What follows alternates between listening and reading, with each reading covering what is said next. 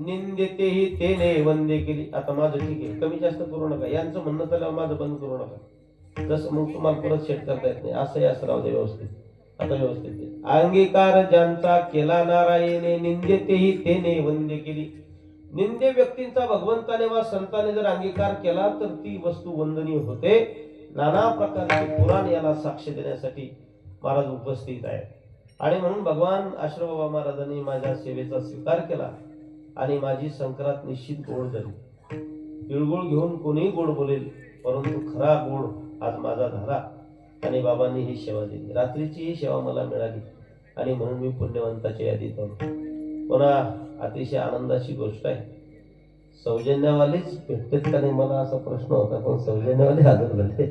माझं टेन्शन मिटलं. पुन्हा सर्दी जाम झाली नाकात. म्हटलं आता काहीतरी गरम गरम खायचं, तर चून भाजीवाला माणूस हजर येत. दोन माणसं पाहून मला खूप आनंद झाला. चून भाजीवाला हजर आहे म्हणजे माझा परमार्थ वैभवातच असतो. कीर्तनात पैसे देणारा माणूस हजर याच्यापेक्षा आता मागची झोपली तरी हरकत नाही. पुन्हा ही सगळी जिवलग मंडळी या सोहळ्यासाठी उपस्थित आहेत. आदरणीय आमचे फर्णी बाबा आहेत, आमचे रामदास पाटील आहेत, आदरणीय आमचे बाबा सदा म्हणजे त्यांना पाहिल्यानंतर प्रसन्नता प्राप्त होते असे आमचे पिताश्री सदाशिव महाराज आहेत. आदरणीय सोपान महाराज सुद्धा एक कार्यक्रम पूर्ण करून इथं उपस्थित झालेले, तेही सुद्धा या सोहळ्याला उपभोक्ती झालेले आहेत. आदरणीय पुरुषोत्तम महाराज आहेत, आमचे मंगेश महाराज आहेत, आमचे अनु महाराज आहेत. अतिशय सुंदर त्यांचं गोड गळा आहे. स्वप्नी महाराज वगैरे ही सगळं त्याला होईल. आणि म्हणून योग्य किंमत बोला. कमीत कमी 10,000 रुपये किंमत आमच्या भानदास पाटलांनी बोललेली, त्याच्या पुढे बोली बोलून हा रुमाल आपण घेऊ शकता. एवढ्याला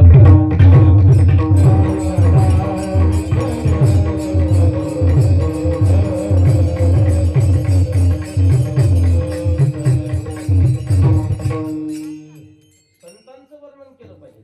हा अभंग इथे निवडण्याचं कारण एक संतांचा दरबार आहे. महान संत श्रेष्ठ श्री आश्रमबाबा महाराजांचा हा पावन दरबार आहे. बाबांच्या कृपा छत्रछायेखाली आपण वाढलेली लेकरं, बाबांच्या छत्रछायेखाली मध्ये सुखरूप वाढतो आपण. कसल्याही प्रकारचा बाबांच्या या ठिकाणी जन्माला येण्यापासून कोणताही धोका आपल्या परिसराला झाला नाही. आणि बाबांची लढीवाळ लेकरं होत आपण. प्रत्येक परिसरामध्ये नाना प्रकारची गारपीट होती, प्रत्येक परिसरामध्ये उन्माद होतो, कोरोनाचा थैमान होते, परंतु बाबांच्या या कृपा छत्रछायेखाली आपल्याला ना कोरोनासारखं संकटाने त्रास दिला, ना महामारी आली, ना दुष्काळ आलं, ना आवर्षण, ना अतिवृष्टी, ना अनावृष्टी. असल्या कोण्याच शिकारीला आपल्याला बाध्य व्हावं लागलं नाही. याला कारण या अवलियांची कृपा आपल्या भागावर आहे आणि म्हणून आपण सुखी आहोत. लक्षात घ्या, ज्या वेळेस महाराज मनुष्य कुणाच्या न कुणाच्या आश्रयाने मनुष्य त्या ठिकाणी साजेसा दिसत असतो आणि आज आपल्याला आश्रय संत श्रेष्ठ श्री आश्रमबाबा महाराजांनी दिला, आपण निराश्रित झालो असतो. एक शांतीब्रह्म नाथांनी अनाथाचे नाथ म्हणून तिकडे आपली उद्घोषणा केली आणि पैठण परिसर, संभाजीनगर परिसरामध्ये सगळ्यांना संकट पडल्यानंतर हक्काची महाराज थाप मारून ज्यांना उठवावं लागतं ते संत श्रेष्ठ श्री नाथ महाराज आहेत. आपल्या भागामध्ये नाथ महाराजांसारखं ऐश्वर्य संपन्न देवस्थान संत श्रेष्ठ श्री आश्रमबाबा महाराजांचं आहे. ज्यावेळेस मनुष्यावर संकट येतं त्यावेळेस प्रत्येकाच्या मुखामध्ये हे 4 अक्षर येतात. आश्रमबाबा महाराज, आशीर्बाबांचा धावा केल्यानंतर आशीर्बाबा धावून येतात आणि भक्ताला संकटमुक्त करतात. अशी एक भक्त नाही, लाखो भक्त आहेत. लाखो भक्तांना बोलणं करत, लाखो भक्तांना बाबांना आपली महाराज अद्भुत माया आणि अद्भुत भक्ती, अद्भुत प्रेम त्या ठिकाणी महाराजांनी समर्पित केलेलं आहे. आणि उदार अंतःकरणाने सगळ्यांवर कृपा छत्रछाया बाबा धरतात. खरोखर आपण भाग्यवंत आहोत. बाबांनी आपल्या परिसरात जन्म घेतला. हे बघा, हे युग पुरुष असतात. ज्यावेळेस भगवान परमात्मा सूत्रधार असतो, ज्यावेळेस भगवान परमात्मा विशिष्ट लोकांमध्ये विशिष्ट साधूंची त्या ठिकाणी नेमणूक करत असतो की अमुक अमुक परिसरामध्ये जाऊन तुम्ही जगत कल्याण करा, त्यावेळेस वेगवेगळ्या साधूंची त्या ठिकाणी उपाययोजना केल्या जाते. हे आजच नाही, जेव्हापासून युग निर्मिती व्हायला लागली तेव्हापासून प्रत्येक काळामध्ये साधूंची निर्मिती ही होते. युग कुठलेही असो, प्रत्येक युगामध्ये संत महात्मे असतात. रविश्चंद्र गणा वृक्षो नद्यो गावोश सज्जना येते परोपकारार्थम युगे देवे न निर्मिता. प्रत्येक युगामध्ये ह्या गोष्टी असतात म्हणजे असतातच. कोणकोणते असतात? रविश्चंद्र गणा वृक्षो, रवी नाम सूर्य.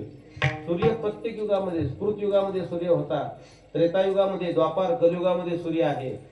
रविश्चंद्र घना वृक्षो, चंद्रही होता. घन म्हणजे मेघही होता. रविश्चंद्र घना वृक्षो, वृक्षही होता. नद्यो, नद्यो म्हणजे नद्याही होत्या. गाव म्हणजे गायही होती.